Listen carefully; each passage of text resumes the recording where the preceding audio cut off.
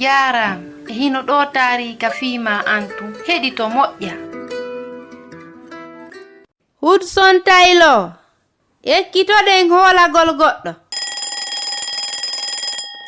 Fewndo ka subaka bimbi saa'i finugol ngol hewti. O maaketeeɗo Hudson Taylor fini. Law ko fii honɗum? Himo faalano heɓude saa'iji buy fiino o jangira kitaabul mugaddasi makko on ɓaawo wedditaare. Tawi ko jande makko aranere nden noka eltagol sabu hari himo faala wonugol sahaabajo. E hoore ɗum o fuɗɗori coftal ɓalli fiino ɓandu makko ndum moƴƴira ko laati.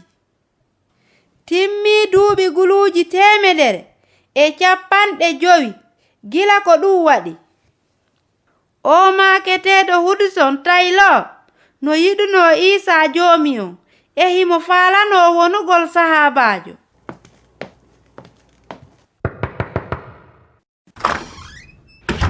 On fini e jam yo ngaynaako hara waaway luɓuɗonan deftere sifine fii leydi Siin ndin. Fii honno deftere fii leydi Siin ndin? Annabi Isa no faalami won ton sahaabajo. E ko honno hewtirta leydi Siin ndin? Mi annda taw miɗo hooli Isa joomi on o ardotolam. Hoolagol annabi Isa ko hunde hittunde non fota. Hiɗe waawi ekkitaade waɗugol ɗum. O maaketeeɗo Hudson Taylor a hodii e annabi Isa on gasoowo wallitaade mo. Isa joomiraaɗo ko antum woni komi toroto komi hatonjini e mum kon. Hari o maaketeeɗo Hudson Taylor wonaa galo. Nyandego mbuuɗi ɗi o heddornoo ɗin fof hari ko feccere kuuruwol.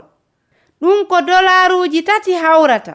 Kono ɗum haɗaali mo weltagol e yahugol ndarta miskinɓe ɓen. Monsieur Taylor mi jeeji on torane ɓeygu an himo nawni fota non. Hudson jokkiti neɗɗon haa e cuurum tosokun tuunukun kadi. Ɓay o yii fayɓe ɓen no weela e hoore ɗum kadi debbo on nawni fota wasi maayay woni. O toraniiɓe. O okki ɓe tammaaru makko hedditiindu ndun. O wii Isa joomiho wondema o alaa ko soƴƴira. Annabi Isa jonnitimo hoolaare makko nden.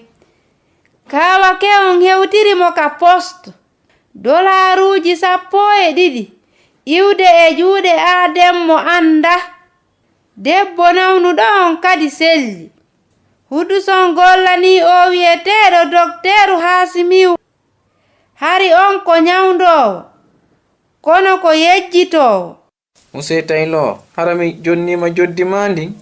Oye accanelan hakke mi ƴetti mbuuɗi ɗin fof ka marga iɗa haanuno andintingollam.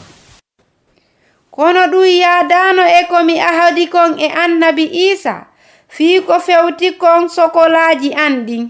Kono jooni non ko jelu o haani yoɓude coggu sugu ɗum. Doktoru Hasimiu artii kadi ka nawnuɓe ɓen habbotoɗon. Eyno joddi ma ndin nawnuɗo hewti o yoɓi kisan ko haani yoɓude ko. Ko wano non annabi Isa dankorno o maaketeeɗo Hudson. O dankoto dendaangal ɓen fawɓe hoolaare mum nden e makko.